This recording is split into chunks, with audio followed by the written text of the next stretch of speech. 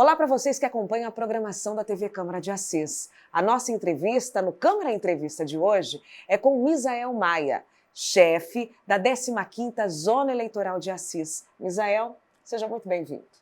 Obrigado, Anali. Olá a todos. Agradeço a oportunidade, um privilégio muito grande, é importante nesse momento que nós estamos vivendo, Nós estamos aí chegando no momento da nossa eleição 2024 e essa entrevista eu espero que ajude bastante as pessoas que estarão acompanhando com as orientações que iremos passar no decorrer desse programa. Então, mais uma vez, obrigado. Em nome do Dr. Luciano Antônio de Andrade, ele é o titular da 15ª Zona Eleitoral e também acumula a função de juiz titular da primeira vara civil da cidade de Assis. E também em nome do Dr. Eduardo Amâncio, que é o nosso promotor eleitoral, o juiz e o promotor que estarão à frente aí dos trabalhos judiciais, durante aí a campanha, durante o processo eleitoral de 2024. Misael, nós que agradecemos a sua presença e a gente já começa com uma curiosidade. Qual é a quantidade do eleitorado de Assis? Como estamos atualmente? Bem, hoje nós temos 69.898 eleitores na cidade de Assis, Isso, eleitores aptos, aptos ao voto. Fora esses eleitores aptos, nós temos mais cerca de 16 mil pessoas que estão com os títulos cancelados e mais cerca de 1.700 eleitores que estão com os títulos, com os direitos políticos suspensos, Somando aí, dá cerca de 88 mil eleitores na cidade de Assis.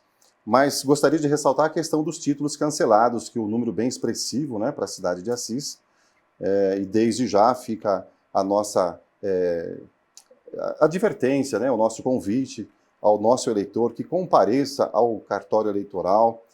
O prazo de atendimento ao eleitor está se esgotando, nós iremos falar sobre isso logo mais, mas até o dia 8 de maio é o prazo final para que essas pessoas procurem o cartório eleitoral e regularizem aí a sua situação. Até o dia 8 de maio, quais os serviços que esse eleitor ainda pode ser atendido lá na zona eleitoral? Todos os serviços, Anali. Primeiro título, o alistamento eleitoral, também a transferência de local de votação, transferência de cidade, de domicílio eleitoral. Também é possível fazer ainda a revisão dos dados cadastrais, alterar um nome, mudar também uma seção eleitoral, enfim. Todos os serviços eleitorais ainda é possível até o dia 8 de maio. E aproveitando a pergunta, nós, no mês de maio, do dia 1º até o dia 8, nós estaremos de plantão todos os dias, inclusive no feriado, dia 1º de maio, nós vamos atender das 11 até às 17 horas. No final de semana seguinte, também nos dias 4 e 5 de maio, nós iremos atender das 11 até às 17 horas. E nos demais dias do mês de maio, até o dia 8, nós vamos atender desde as 9 horas da manhã até as 16 horas, e no último dia a gente vai atender até o último eleitor. Quem estiver no cartório, às 17 horas do dia 8, nós vamos distribuir uma senha e vamos atender todos os eleitores que, porventura, procurarem o cartório até o dia 8. Misael, mesmo com essa extensão de atendimento, tem gente que vai no dia seguinte, quando acaba o prazo, e perde ainda esse período. É comum sim, as pessoas deixam para a última hora e naquele último dia de atendimento verifica que tem muita fila, muita demora do atendimento, que é uma realidade, infelizmente, e ela desiste e volta no dia seguinte, mas aí não tem mais o que fazer. Essa pessoa, se tiver com o título cancelado, não conseguimos mais restabelecer, reativar esse título e, infelizmente, essa pessoa não vai poder votar. Então, o importante é a pessoa comparecer até o dia 8 de maio, marque aí na sua agenda. Até o dia 30 de abril ainda é possível agendar o horário, Mas a partir do dia 1º até o dia 8 de maio não atenderemos por agendamento, atenderemos somente por ordem de chegada. Aquela transferência que a gente pede de local, tem aí um adendo para a pessoa com deficiência, para ela poder votar num local que tenha acessibilidade, é isso? Muito importante essa questão, Anali. O TSE tem se preocupado muito com essa questão, para garantir o direito do voto às pessoas com deficiência, pessoas com dificuldade de locomoção, mas é necessário que a pessoa procure a Justiça Eleitoral e informe essa situação. E procurando a Justiça Eleitoral, nós do cartório vamos alocar essa pessoa numa escola onde tenha sessão com total acessibilidade, né, para que ela, no dia da votação, ela tenha tranquilidade, não seja impedida por uma questão física, né, do espaço físico, de exercer o seu voto. Isso é muito importante, Anali, porque nós tivemos, aliás, uma situação com pessoas com deficiência na última eleição, numa escola de Assis, né, que tem elevadores, sempre funcionou, mas infelizmente no dia da votação quebrou o elevador e essas pessoas que votavam, né, nas sessões que foram instaladas no andar superior tiveram dificuldade, inclusive pediram ajuda para o Corpo de Bombeiros, que prontamente atendeu, ajudou, mas isso aconteceu por dois motivos. Primeiro, que foi uma infelicidade, né, uma quebra do elevador, e uma outra situação importante é que esse eleitor não comunicou à Justiça Eleitoral em tempo hábil para que a Justiça Eleitoral transferisse o seu título para uma sessão acessível, que lá na própria escola tinha várias sessões com total acessibilidade, né? Então foi um conjunto de acontecimentos, né, que favoreceu esse acontecimento infeliz aí no dia da eleição. Então, por isso, reforço mais uma vez, compareça o quanto antes no cartório eleitoral. Se tiver dificuldade, alguma dúvida, pode nos ligar também, a gente passa as orientações por telefone. Aproveitando, é 3324-5873, né? Estamos à disposição aí para orientar o nosso eleitor. Vamos falar sobre a obrigatoriedade? Todo cidadão é obrigado a votar? Explica para a gente. Sim, existe uma faixa etária que é obrigado mesmo a pessoa comparecer aí e exercer o seu direito de voto, né? Isso vai desde os 18 anos até os 70 anos de idade, né? Então, as pessoas com menos de 18 anos, que hoje nós temos um percentual muito grande de eleitores nessa faixa etária. A partir dos 16? De 16, na verdade, a partir de 15 anos já consegue tirar o título, né? Olha que legal. Mas só vota se tiver 16 no dia da eleição, né? Então, essas pessoas não são obrigadas ao voto, né? Se puder e quiser comparecer, ela já terá o título de eleitor e vai poder exercer o seu direito, mas não obrigadas. Agora, quem já tem 18 anos e até os 70 anos de idade, é obrigatório o voto, né? E quem não vota e também não justifica, sofre uma penalidade, que é a aplicação de uma multa, né? E acaba dificultando também algumas situações, porque se a pessoa deixa de votar em 3 eleições consecutivas, o título de eleitor dessa pessoa é cancelado, né? Aí começam a aparecer outros problemas que não têm a ver com a justiça eleitoral, mas que reflete, né? O título cancela, o CPF também sofre lá uma alteração, uma inativação, um cancelamento, e com isso, na vida civil da pessoa, ela vai ter dificuldades em bancos, né, para tirar passaporte, matricular-se, né, em faculdades, enfim, é uma série de situações fora do contexto eleitoral que a pessoa sofre também as consequências de não votar e não justificar. A gente estava conversando antes de começar a gravação, Misael, e surgiu essa curiosidade, por que a multa é um valor tão inexpressivo? Você comentou que tudo tem a ver com a democracia. Sim, na verdade tem a ver, né? O legislador, quando criou essa penalidade e depois o TSE instituiu o valor dessa multa, na verdade pensou na democracia, né? É favorecer aí a participação de todos, independentemente da situação econômica da pessoa, né? Então, se o tribunal, no caso, né, e o legislador tivesse criado uma multa muito elevada, dificilmente as pessoas teriam condições de saldar essas dívidas, né, essas multas, e exercer o seu direito. Então, é por esse motivo. A multa existe, né, para, de certa forma, dificultar, né, digamos assim, um pouco a vida da pessoa, né, para forçá-la a comparecer no cartório eleitoral e regularizar a sua situação, mas, por outro lado, também não é tão penosa, tão alto, né, o valor, de modo que prejudica aí a participação desse eleitor no processo eleitoral. Em relação ao rigor e à seriedade das informações dentro desse período eleitoral, a gente tem aí uma lei mais rígida em relação às fake news. Sim, é uma novidade até que recente, né, uma legislação que foi aprovada e publicada no ano de 2021, né, instituindo como crime, né, a divulgação de fatos sabidamente inverídicos, né, tanto contra candidatos como contra os partidos políticos, né? Então, isso é crime, né? A Justiça Eleitoral está atenta a isso, o Ministério Público também está atento a essas situações. A Justiça irá agir, né, nos casos concretos, e com certeza haverá uma resposta aí do Poder Judiciário em relação a essas pessoas que costumam, né, divulgar aí fake news em prejuízo de candidatos e também de partidos. E no caso, Annalise, se essa divulgação, se esses fatos inverídicos forem contra a mulher, há um agravamento de pena, de até 1/3 da pena, né, se for comprovado que os fatos foram divulgados, né, foram contra a condição da mulher. Especialmente, ainda mais grave, se essa mulher for uma pessoa com mais de 60 anos, uma pessoa com deficiência ou uma pessoa gestante. Então aí fica a nossa dica, a nossa orientação. Vamos trabalhar, né, fazer uma campanha limpa, com total respeito, né, de todos os lados, todo mundo respeitando todo mundo, e vamos parar com essa mania aí incorreta, né, ilegal, de ficar espalhando mentiras contra, principalmente no período eleitoral, né, contra os candidatos, contra as mulheres, né, e contra os partidos. Muito importante também. Novidade em relação às doações financeiras. Agora por Pix? Sim, sim.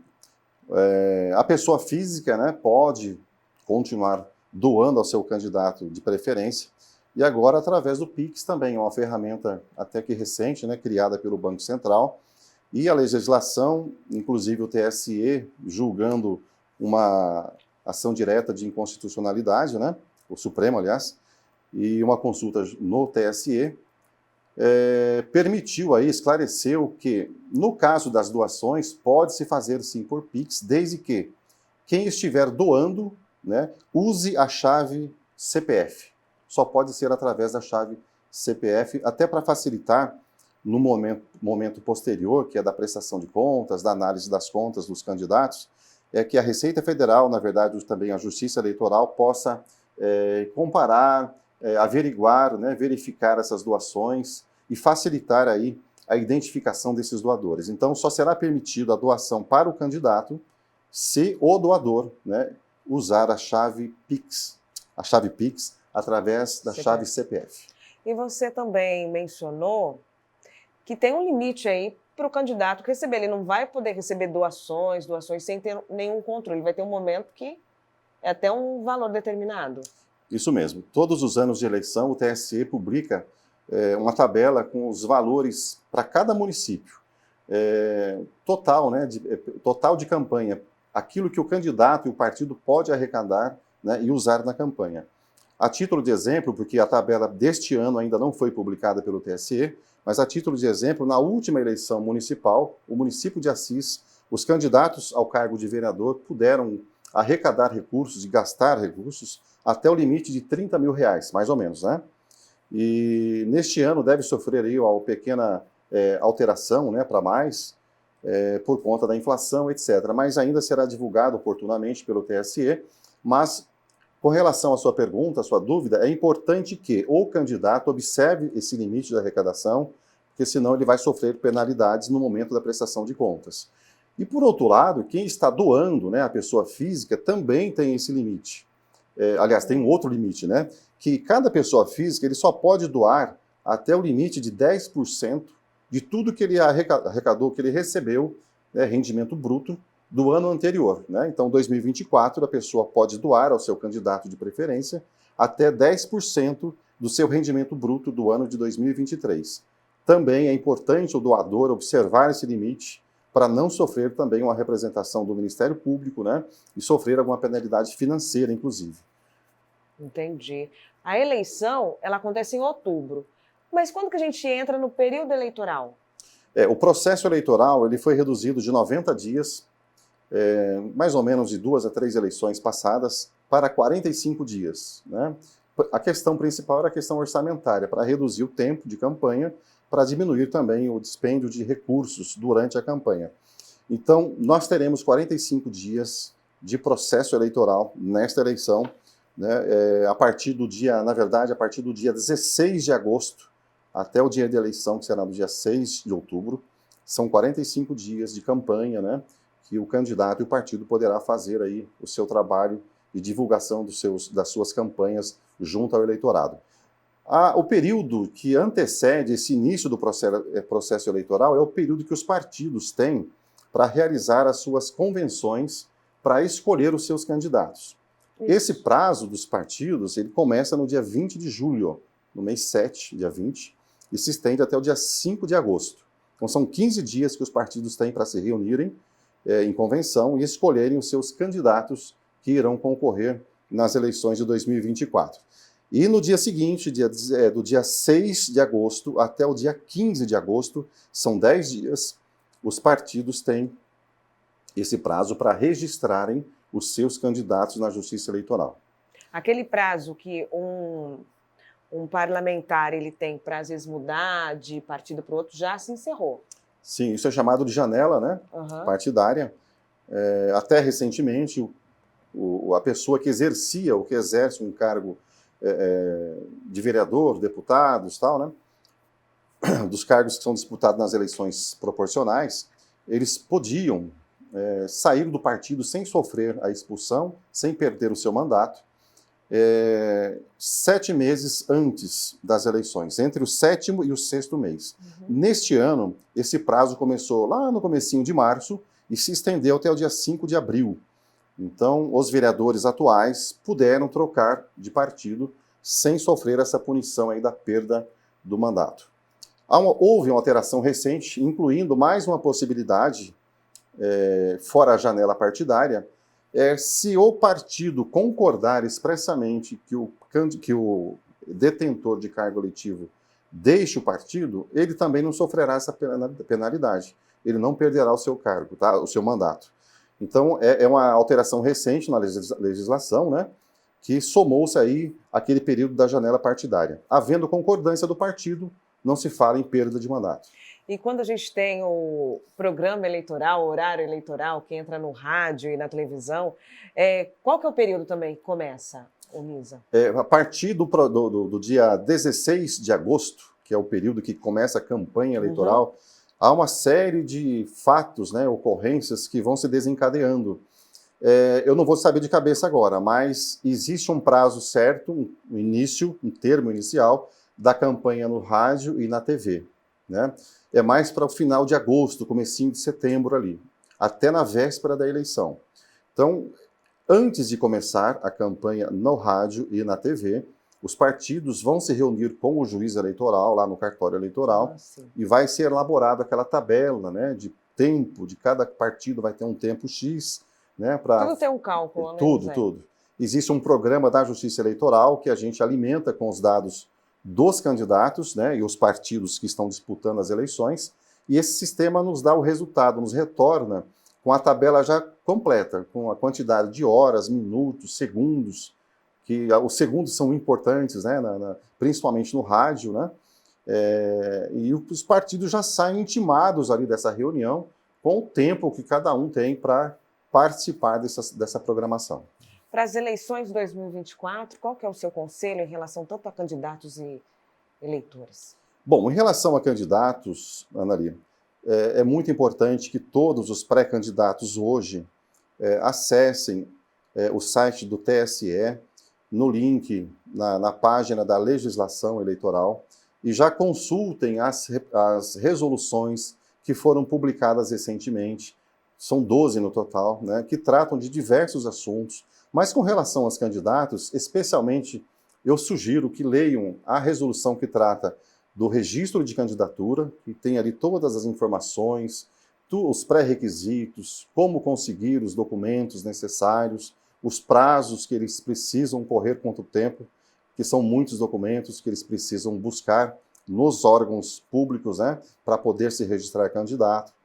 Os partidos também é interessante que os representantes partidários também conheçam essa resolução do registro de candidatura. Uma outra resolução importante ao candidato é a resolução que trata da prestação de contas.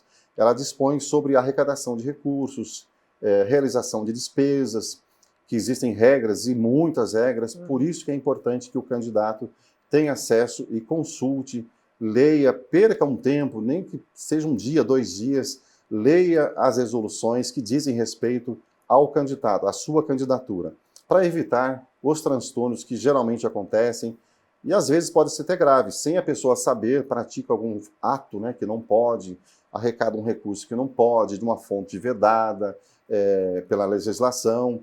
Por exemplo, empresas não podem fazer doação, mas de repente o candidato recebe uma doação de empresa. Isso não pode, prejudica o candidato. Prejudica, né? Né? Então, assim, leiam a resolução, tendo dúvidas com relação os partidos e candidatos, a nossa sugestão, procurem o departamento jurídico do próprio partido que eles têm, principalmente no partido lá, o estadual, né, o órgão estadual do partido, e eles vão orientar direitinho para evitar aí problemas com relação a registro de candidatura e prestação de contas. Com relação ao nosso eleitor, fica a dica do prazo. O prazo é muito importante, ele está muito próximo, né? Dia 8 de maio, já estamos aí quase no final do mês de abril. Então a nossa sugestão, não deixe para a última hora, procure agendar até o dia 30 de abril, repito, está aberto o agendamento. A pessoa pode escolher o horário, o dia que quer ser atendida, né? E passou do dia 30 de abril até o dia 8 de maio, o atendimento vai ser apenas por ordem de chegada. Então, se não puder ir antes, estejam preparados, pelo menos, lá do dia 1º ao dia 8, o movimento do cartório vai ser muito grande, né? Sempre aumenta, né? Sempre aumenta. É muita gente procurando o cartório e no Brasil inteiro. E isso faz o quê? Com que os sistemas da Justiça Eleitoral fiquem mais lentos. E uma coisa vai gerando outra, né? Então não deixe para a última hora.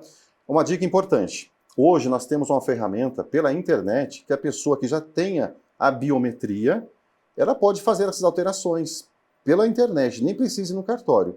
Ela pode pedir transferência do seu título, tanto de cidade quanto de local de votação, né? Ela pode pedir revisão dos seus dados eleitorais, inclusive informar a Justiça Eleitoral que ela tem deficiência, né? Uma pessoa com deficiência ou dificuldade de locomoção. A gente vai, quando for processar esse pedido, esse requerimento, a gente vai alocar essa pessoa numa sessão totalmente acessível, né? Então, as pessoas que já tenham biometria cadastrada, elas têm essa facilidade, não precisam ir ao cartório.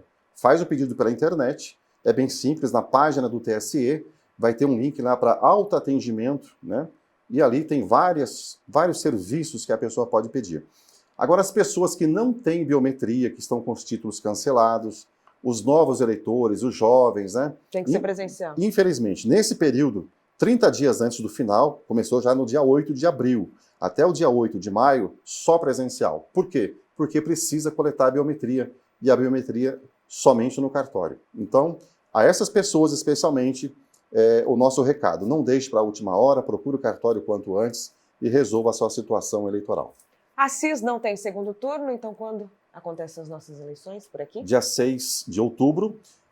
No segundo turno, que vai ocorrer no dia 27 de outubro, nós teremos algumas sessões para atender os eleitores que estão em trânsito, né, para justificativas, né? Vai ser no cartório, também algumas sessões que instalaremos em algumas escolas na cidade. Entendi. E também existem alguns sistemas na Justiça Eleitoral, né, algumas formas da pessoa fazer essa justificativa também digitalmente, né, eletronicamente. Então ela pode fazer, o sistema chama-se Sistema Justifica.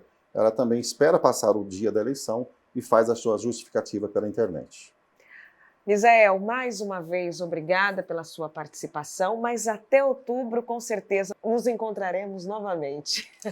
Mais uma vez também, muito obrigado pela oportunidade, espero ter prestado algum esclarecimento ao nosso eleitor e também estamos à disposição, né, para outras entrevistas, outras orientações e tendo outras novidades lá também, com certeza vamos chamá-la, né, para que a gente possa repassar aí ao nosso eleitor. Muito obrigado. Obrigada. TV Câmara de Assis, nas eleições de 2024.